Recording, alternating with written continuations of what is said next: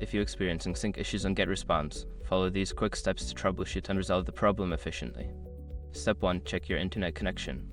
Ensure that you have a stable internet connection. A weak or intermittent connection can cause sync issues. Try resetting your router or switching to a different network if possible. Step 2. Update your GetResponse app. Make sure you are using the latest version of the GetResponse app.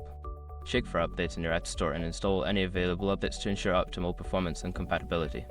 Step 3. Review sync settings. Log into your GetResponse account and navigate to the sync settings. Verify that all settings are configured correctly and that the necessary integrations are enabled for proper syncing.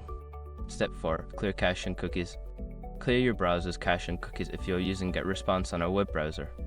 This can help resolve any temporary data issues that may be affecting the sync process. Step 5. Contact support.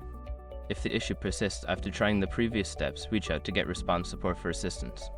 Provide them with details about the sync issue for more targeted help. By following these steps, you should be able to resolve sync issues on GetResponse effectively. If problems continue, don't hesitate to seek further assistance from the support team.